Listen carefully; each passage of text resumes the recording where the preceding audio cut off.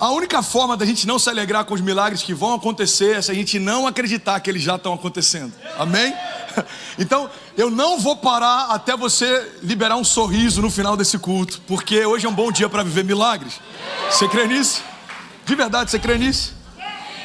Pastor, e amanhã? Amanhã é mais um bom dia para viver milagres, mas eu não tenho ainda amanhã, então eu tenho que fazer valer a pena hoje. Tem uma expressão eu acho que talvez seja comum no Brasil inteiro, mas no Rio ela é muito comum. Essa expressão as pessoas usam muito também quando vão tentar cantar alguém. Fala, faz acontecer que eu faço valer a pena. Alguém já ouviu isso? Para você que é casado, tenta hoje à noite, pode ser uma boa. Meu bem, faz acontecer que eu faço valer a pena. Eu acredito que é exatamente assim cada dia que Deus dá pra gente. Ele faz acontecer, a gente tem que fazer valer a pena. O sacrifício dele não foi em vão, a vida que ele liberou em mim não foi em vão, a graça e o dom que ele me deu não foi em vão. Então a gente tem que parar de pedir para Deus fazer coisas que Deus já fez e está esperando que agora a gente faça. Quando a gente entende nessa dinâmica o que só Deus pode fazer e aquilo que Deus espera que eu faça, tudo fica mais leve. Tem muita gente que ainda não está vivendo milagre porque está esperando que Deus faça o que Deus está esperando você fazer. Você está comigo? Diga amém. Deus já fez algo. Deus fez você. Então faça você alguma coisa. Deus te deu o dia de hoje, então faça esse dia ser único, especial. Há algumas semanas eu tenho chamado todo domingo de Special Sunday. Por quê, pastor? Tem algo de especial? Tem. Você está aqui, a gente está junto e é um bom dia para viver milagre. O próximo domingo vai ser special, vai. Talvez daqui a algumas semanas eu comece a chamar de super special. Quem sabe daqui a pouco double super special Sunday. Por quê? Porque a gente que determina como os nossos dias vão ser. Você está comigo ainda? Diga amém. Tem uma frase, o autor, o nome dele é muito estranho, então vou dizer que o autor é desconhecido, ok? Às vezes a gente faz isso. Ele diz o seguinte: nós não vemos as coisas como elas são, mas como nós somos. Nós não vemos as coisas, olha para mim, irmão, não se distrai, por favor. Você que está online também, não se distrai. Eu juro que eu vou pregar hoje em 25 minutos. Se quiser, pode diminuir meu relógio, inclusive. Está com 32, pode baixar para 25. Você que está no Instagram, pega esse aviãozinho aí embaixo, clica nele, envia para todo mundo. Eu creio que a gente pode tocar 10 mil famílias hoje. Alguém crê nisso junto comigo? Vamos junto então, até o final. Esse autor ele diz o seguinte: nós não vemos as coisas como elas são, mas como nós somos. Irmão, isso é tão verdade que no mesmo tempo, na mesma janela temporal, na mesma cidade, talvez dentro desse mesmo auditório, o mundo pode parecer que está em caos para uns e pode parecer que está incrível para outros. Talvez para a pessoa sentada do teu lado, o mundo pode estar em caos, mas para você está tudo bem. E não é porque o mundo é diferente para cada um, é porque a gente escolhe como vai enxergar o que está acontecendo.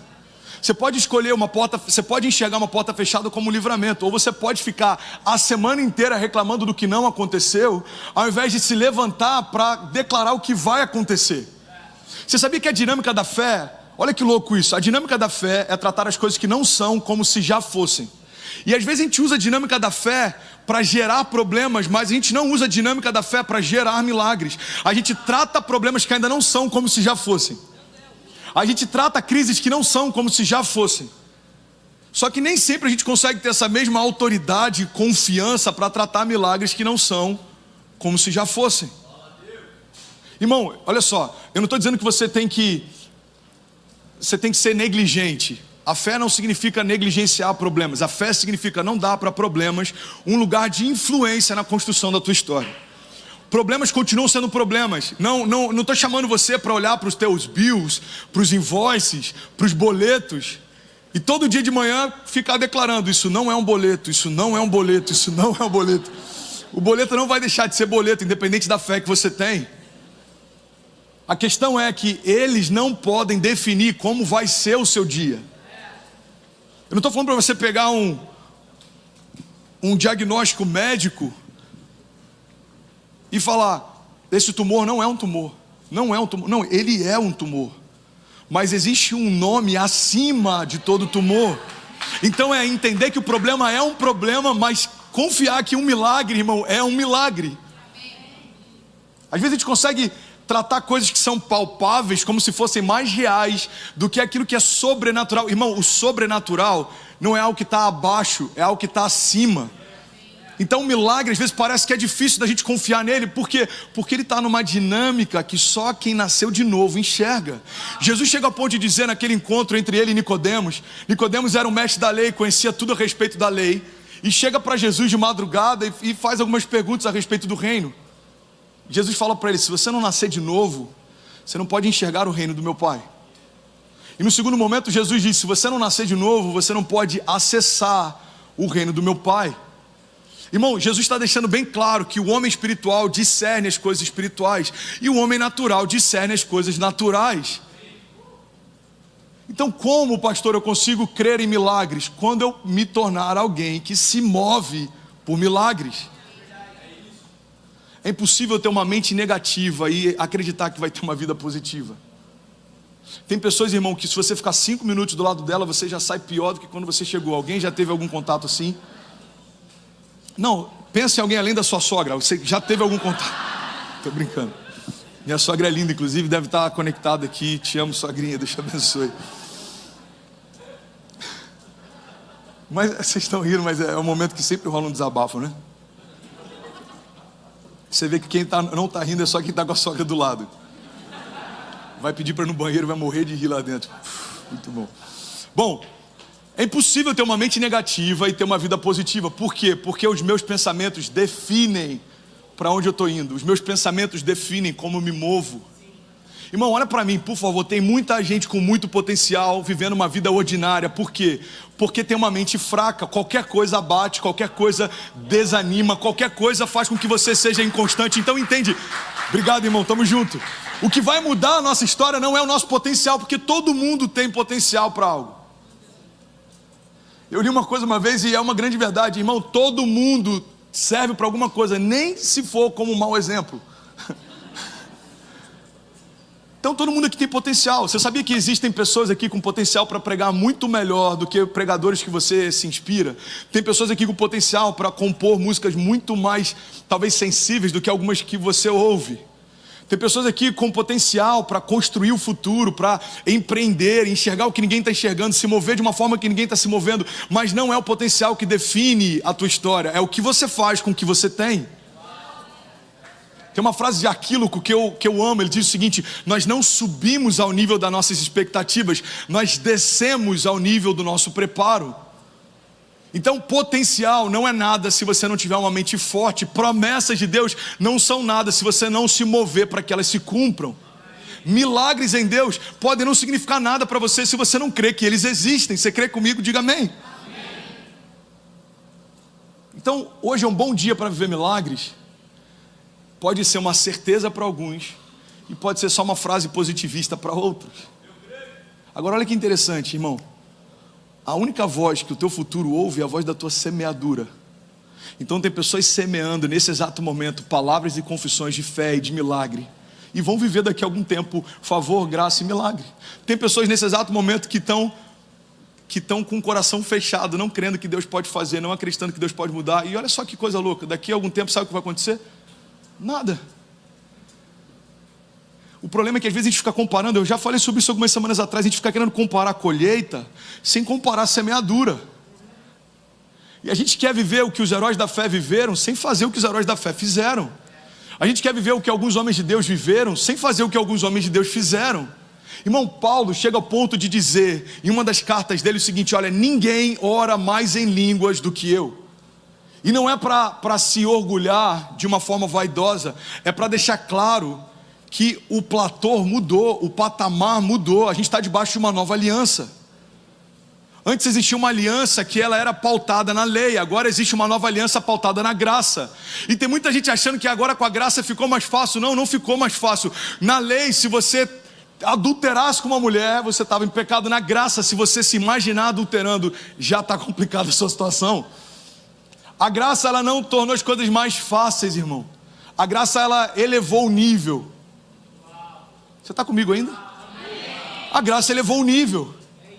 Não tem mais desculpa.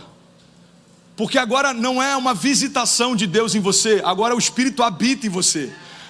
Agora o Espírito que ressuscitou Jesus Cristo dos mortos habita em nós. Não tem mais desculpa para reclamar que alguns sonhos morreram, se o Espírito de ressurreição está pulsando em você.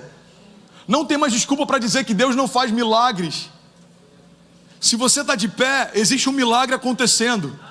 Você sabe qual é o único motivo que faz com que o coração bata sem parar? O fato de Deus ter projetado ele para isso. Irmão, você não para pensar enquanto respira. Você não para pensar enquanto o seu coração bate. Se eu te perguntasse quantas vezes ele bateu desde que começou o culto, você não tem ideia. Porque isso é natural, acontece sem fazer força.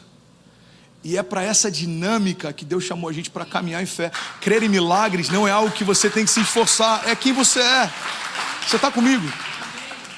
Pastor, eu acho difícil. Irmão, difícil é viver sem Jesus. Difícil é enfrentar um dia mau e não ter para que recorrer. Difícil é quando a única base de provisão da tua família é você. Isso é difícil. Difícil é receber um diagnóstico médico e não saber como tratar. Difícil, irmão, é tentar lidar com os problemas naturais sem ter nenhum auxílio sobrenatural. Isso é difícil. Então eu acredito de verdade que a gente não vê as coisas como elas são, mas como nós somos. Mateus 6,22 diz: os olhos são a candeia do corpo, de forma que se os seus olhos forem bons, todo o seu corpo terá luz. E a minha pergunta é: como você enxerga 2021? Para mim 2021 é o melhor ano da minha vida, ponto. Só não vai ser melhor porque 2022 já vai chegar logo depois. Eu creio nisso com todas as minhas forças, irmão. Há alguns anos eu comecei a declarar isso no início de todo ano, e todo ano tem sido melhor do que o anterior. Então o problema não é como as coisas estão, é como o nosso coração está. Tem uma frase que foi atribuída, gente, olha para mim, eu queria pedir para os voluntários evitar de andar, por favor, que hoje está demais, me ajuda por favor. Olha que interessante, tem uma frase atribuída a Margaret Thatcher, mas na verdade o autor é Frank Outlaw, e se eu não me engano, pelas pesquisas que eu fiz, era alguém que o pai dela gostava muito, e ela usou isso em um discurso e acabou sendo atribuído para ela. Fechando o momento History Channel, ela diz o seguinte: cuidado com os seus pensamentos, porque eles se tornam palavras. Cuidado com as suas palavras, pois elas se tornam ações. Cuidado com as suas ações, pois elas se tornam hábitos. Cuidado com seus hábitos, pois eles se tornam o seu caráter. Cuidado com o seu caráter, pois ele se torna o seu destino. Você percebe que tudo começa nos pensamentos? Os meus pensamentos vão formando as minhas palavras vão formando as minhas ações vão formando os meus hábitos vão formando o meu caráter, e quando percebe, o meu destino se tornou refém das minhas sementes. Irmão, olha para mim, o seu destino é refém das suas sementes. O que você declara hoje, o que você faz hoje, como você se move hoje, como você busca hoje, como você mergulha hoje, é o que vai definir o que você vai colher amanhã, o que você vai viver amanhã, o que você vai receber amanhã. Você está comigo? Diga amém. A Bíblia já falava sobre isso séculos atrás. Provérbios 23:7. Assim como você pensa na sua alma, assim você é. Eu acredito de verdade, irmão, que tempos difíceis como esse são um presente para a gente. Eu acredito de verdade que tempos difíceis geram homens fortes. Eu acredito de verdade que tempos difíceis são uma seleção natural, separando meninos de homens, separando aqueles que dizem que creem daqueles que realmente creem, separando aqueles que acreditam em milagres daqueles que simpatizam com milagres. Irmão, a igreja cristã não está crescendo, ela está inchando. O número de cristãos continua o mesmo, o número de simpatizantes que aumentou. O problema é que simpatizar com a fé não pressupõe relacionamento. É como eu falar: cara, eu simpatizo com aquela pessoa. Não significa que eu tenho um comprometimento, um compromisso, um relacionamento, intimidade, aliança. Eu só simpatizo. Agora, e quando essa relação superficial é a expressão da minha relação de fé?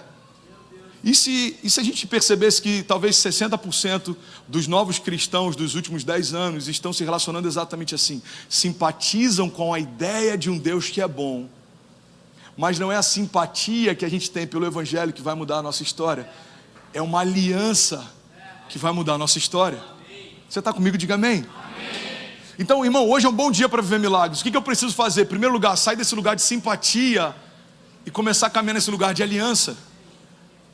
É crer que Deus é bom em todo o tempo, independente do que me cerca.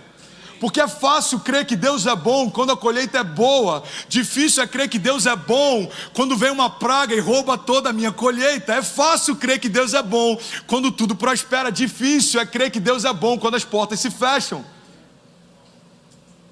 Você crê comigo? Está comigo, David? Então o que a gente precisa fazer é deixar de ser circunstancial. Fazem o que eu gosto, eu estou feliz. Não fazem o que eu gosto, eu vou sair da igreja. Pregam o que eu creio, esse pastor é de Deus.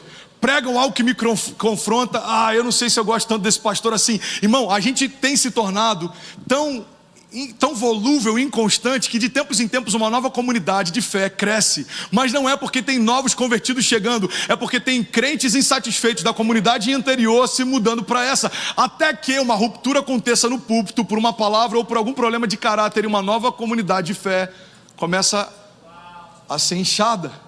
Relacionamentos que vão mudar a história é quando a gente parar de falar sobre milagres e a gente viver milagres.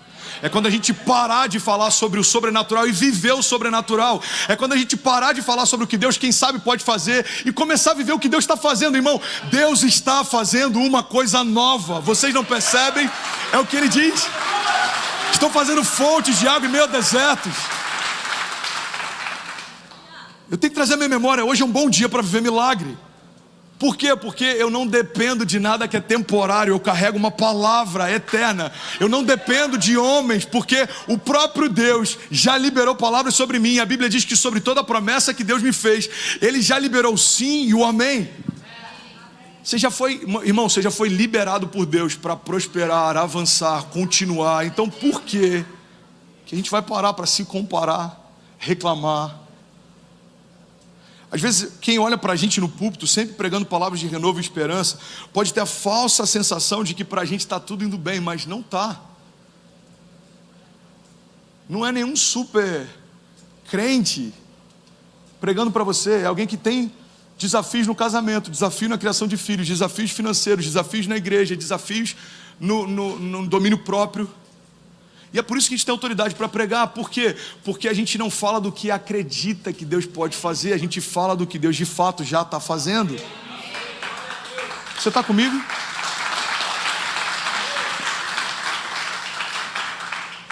Tem uma frase do Tim Keller, ele diz o seguinte: se você não percebe que Jesus é tudo o que você precisa, até Jesus se tornar tudo o que você tem.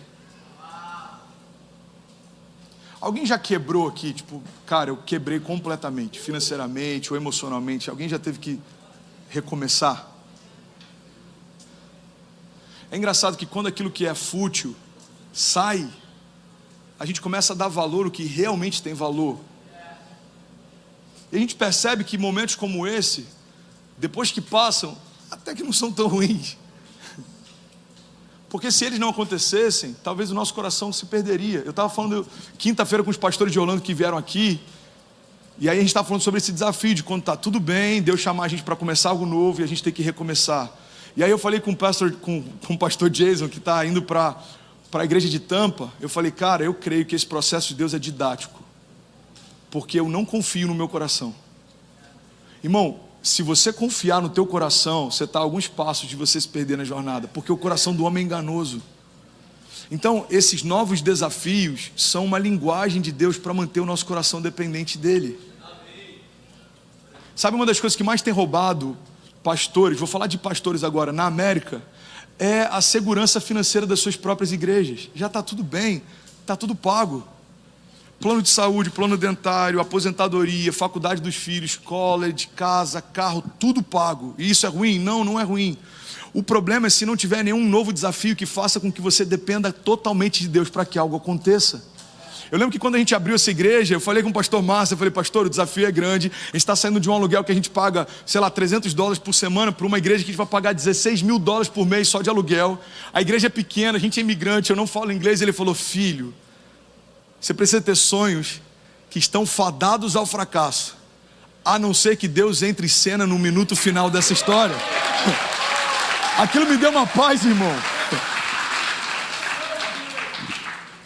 Eu não estou dizendo para você ser negligente, ok? Sair daqui e financiar um carro que você não pode pagar. Mas eu estou te convidando a ser ousado e não se mover por contas. A gente às vezes faz contas demais, e a minha pergunta é: onde é que está o milagre nessa conta? Tem gente que só quer engravidar depois que tiver tudo pronto. Irmão, é importante você se planejar, mas cuidado para você não achar que o saldo da tua conta é a tua base de segurança. Eu só quero assumir o relacionamento e casar depois que o college estiver finalizado, depois que eu estiver ganhando X por mês. É bom se planejar, mas cuidado para você não estar definindo que a provisão da tua casa é você, porque não é. Irmão, feliz é o homem que faz do Senhor a sua base de segurança, o teu porto seguro. É quando a gente deixa de confiar no que não é confiável, que a gente começa a viver milagres. Se você fizer do Altíssimo, Salmos 91, eu estou quase finalizando, eu tenho 6 minutos. Tem alguém que está comigo ainda? Diga amém. Se você fizer do Altíssimo seu refúgio, nenhum mal o atingirá e desgraça alguma chegará à sua casa. Você percebe que a palavra está dizendo, e o teclado pode subir, por favor, Lê. Alguém me ajuda aqui, faltam 5 minutos só para terminar. Lê está lá fora no lounge. Me ajuda aí, ô Valtinho, chama a galera do Music. Obrigado, irmão. Se você fizer do Altíssimo o seu refúgio, você percebe que ele não está falando se você fizer do Altíssimo a sua pousada, se você fizer do Altíssimo o seu lugar de visitação. Irmão, o problema é que às vezes a gente lê a promessa que está no Salmos 91, mas a gente esquece do princípio que antecede essa promessa. Ele diz: se você fizer do Senhor o seu refúgio, se você se esconder lá, se você descansar lá, se você tiver guardado lá, irmão, mal nenhum te alcançará e nada tocará a tua casa. Você precisa dar esse passo. O refúgio continua onde sempre esteve. Algumas pessoas perguntaram nesse ano da crise: onde é que estava Deus na pandemia? Onde sempre esteve. A pergunta é: onde é que está você no dia mau? Onde é que estão os Elias de Deus? Onde é que estão os Pedros de Deus? Onde é que estão os Josés de Deus? Onde é que estão os Daniéis de Deus? Quando o dia mau chega, irmão, se você fizer do Senhor o teu refúgio, a palavra está dizendo: se você der passos de fé e se esconder nele, se você der passos de fé e você se preservar nele, a grande verdade é que nada acontece do nada. Eu vou finalizar aqui. Você pode repetir isso comigo só para ser um pouco mais interativo? Diga: nada acontece do nada. Nada acontece do nada, irmão. As tempestades não cessarão do nada. Os gigantes não cairão do nada. Os ataques não pararão do nada. As muralhas não cairão do nada. Então o que eu preciso fazer? Permanecer no lugar que Deus me colocou. Irmão, Deus me plantou em Miami. Pode se levantar o que for, pode acontecer o que for, podem falar o que for, podem tentar o que for. Só o Deus que me colocou me tira. Deus me deu a minha casa, pode acontecer o que for, se levantar o que for, só o Deus que deu a minha família tira. A gente declara isso em cerimônias de casamento, mas se esquece depois de alguns meses de casado, aquilo que Deus uniu, que o homem não separe. A gente, irmão, tem que entender que nada acontece do nada. Até os milagres que você vai viver nessa semana, eles não vão acontecer do nada. A mulher do fluxo de sangue não estava no schedule da tour de Jesus. Ela foi por vontade própria e se expôs no meio da multidão. Pedro não foi convidado por Jesus para andar sobre as águas. Eu não sei se você já reparou, mas na Bíblia não diz que Jesus, se aproximando do barco, gritou: Pedro, vem ver uma coisa nova. Olha que legal, eu estou andando sobre as águas. Não. A Bíblia diz que Pedro do barco pergunta para Jesus: Senhor, se és tu, me faz ir ter contigo. E aí como que Jesus reage? Pedro, vem.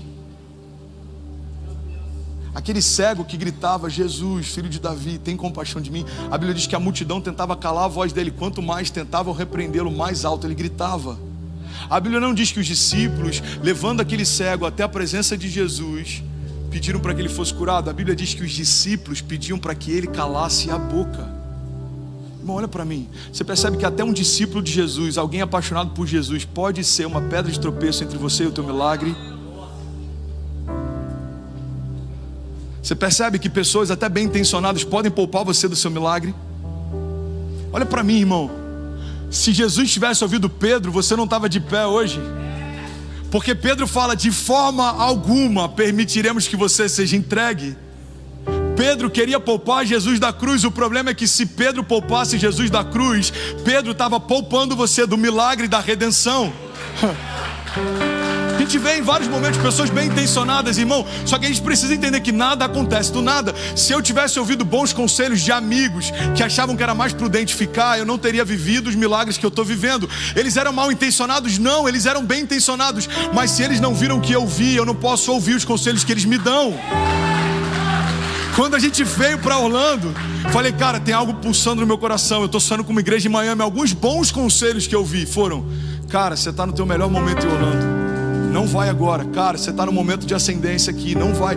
Cara, o pastor André ama você, fica mais um pouco. Cara, eram bons conselhos, eram conselhos maravilhosos, mas eles me poupavam do risco. E se a gente não viver riscos, a gente não vive milagres.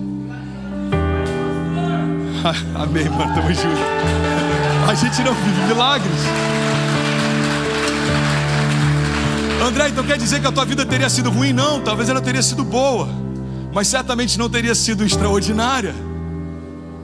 Irmão, aqui é um pastor brasileiro pregando para brasileiros em terra estrangeira, tanto aqui quanto a você que está em Portugal, Bélgica, Canadá, Peru, França, Alemanha, Bolívia, Espanha, Irlanda, Colômbia, Bélgica, Itália, Angola, Reino Unido, Jamaica, Japão, Argentina, Grécia, Estados Unidos, Moçambique, Israel. Somos 8.300 famílias, quem sabe 16 mil pessoas. Eu queria liberar algo sobre você. Pega isso, irmão. O conforto é o que todo mundo busca, mas pode ser o teu último sucesso que se torna o teu grande fracasso. Você sabe por quê? Porque tem muitas famílias que em algum momento disseram que estavam fazendo de tudo para dar conforto, em busca do conforto perderam a família. Tem muita gente que veio para a América para construir o novo, em busca do novo perdeu o que já tinha. Irmão, o novo de Deus não vai pedir para você abortar o que Deus já te deu no passado. Sabe o que significa renovo? Renovo, um dos significados de renovo é rebento. Não sei se você já viu, alguém que já viu uma árvore cortada? Você já viu, ô Silvão, quando alguém corta uma árvore, alguém já viu uma árvore cortada? E você já viu que às vezes brota um galho pequenininho do lugar que foi cortado? Isso é rebento, renovo. Renovo significa algo novo que nasce num lugar que foi cortado. O problema é que às vezes a gente crê que o milagre do renovo de Deus é Deus plantando algo novo do lado, quando Deus quer fazer algo novo no lugar onde você foi ferido. Então tá dando errado. Deus vai fazer, não, Deus quer fazer no lugar da vergonha, irmão. É no lugar da vergonha, é no lugar da ferida, é no lugar onde você foi humilhado, no lugar onde você foi envergonhado. No lugar de vergonha, o que eu tenho para vocês é dupla honra. No lugar de choro, alegria. No lugar de luto, um novo cântico. Eu estou fazendo uma coisa nova, diz o Senhor. Em outra passagem o salmista diz, e eu amo essa passagem, ele diz: nenhuma das minhas lágrimas será esquecida, o Senhor recolhe cada uma delas. Então, irmão, guarda isso. A gente está terminando agora essa palavra, mas segunda-feira tem novos gigantes, terça-feira tem novos desafios. Começa o teu dia declarando isso: hoje é um bom dia para viver milagres. Pastor, tudo vai mudar? Não, não vai. Mas você vai mudar, você vai estar diferente. Você está com problemas na tua empresa, hoje é um bom dia para ver milagres. As contas vão ser pagas do nada? Provavelmente não. Mas você vai chegar na tua empresa diferente. Teu casamento está em crise. Talvez você é a única pessoa da tua casa que crê em milagres. Você acha que todo mundo, quando você chegar, vai estar com a Bíblia aberta, de joelhos, clamando? Talvez não. Mas você vai estar diferente. Pega isso, irmão. Eu não lembro de quem é essa frase, mas tem tudo a ver com um momento como esse que a gente está vivendo.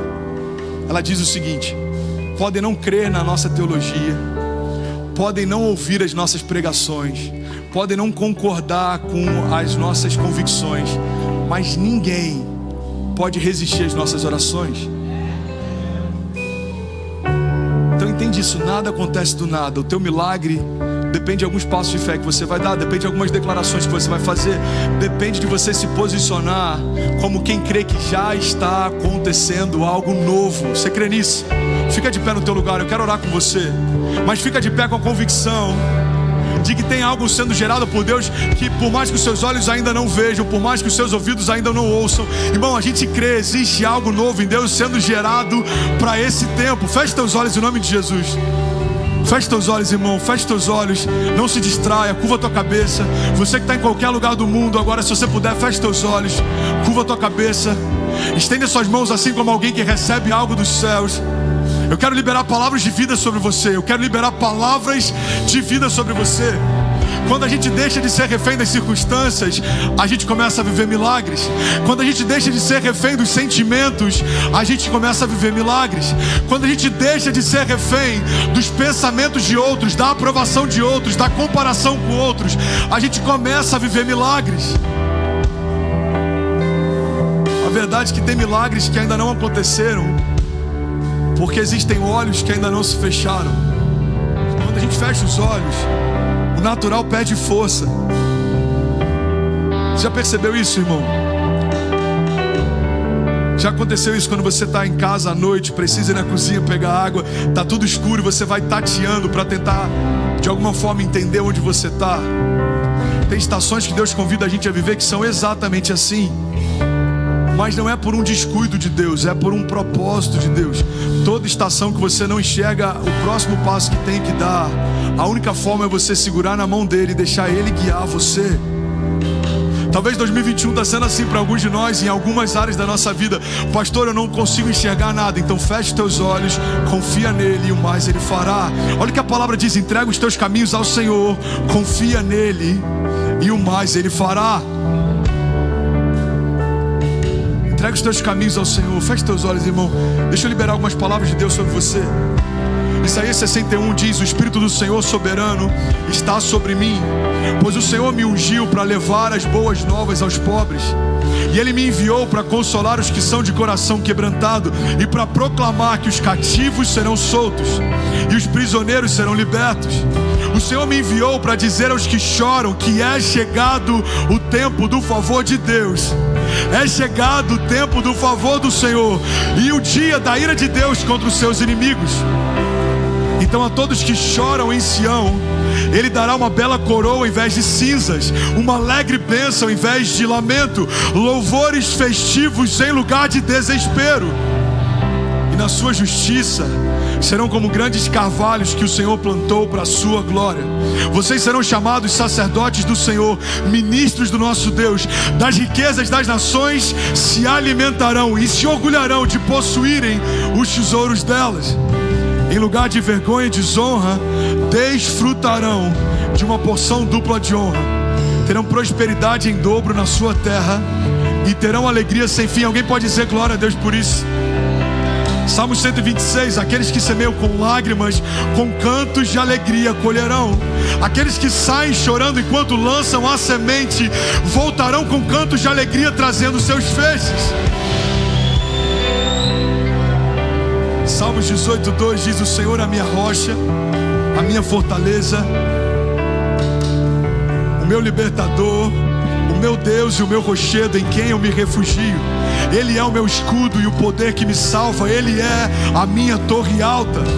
Eu clamo ao Senhor que é digno de louvor, e eu estou salvo dos meus inimigos. Porque as cordas da morte me enredaram, as torrentes da destruição me surpreenderam, as cordas do inferno me envolveram, os laços da morte me alcançaram. Mas na minha aflição eu clamei ao Senhor, gritei por socorro ao meu Deus, e do seu templo Ele ouviu a minha voz. Salmos 18:16, das alturas estendeu a mão e me segurou, me tirou de águas profundas, livrou-me do meu inimigo poderoso, livrou-me dos meus adversários fortes demais para mim. Eles me atacaram no dia da minha desgraça, mas o Senhor foi o meu amparo. Ele me deu total libertação e me livrou porque me quer bem. Josué 1:9, não fui eu que ordenei, seja forte e corajoso, não se apavore nem desanime, pois o Senhor, o seu Deus, estará com você por onde você andar. Isaías 40, Ele fortalece ao cansado e dá grande ao vigor ao que está sem força, porque até os jovens se cansam e ficam exaustos, tropeçam e caem. Mas aqueles que esperam no Senhor renovam suas forças, voam bem alto como águias, correm e não ficam exaustos, andam e não se cansam. Salmos 3:3 diz: mas tu, Senhor, és o escudo que me protege, o Senhor é a minha glória e me faz andar de cabeça erguida.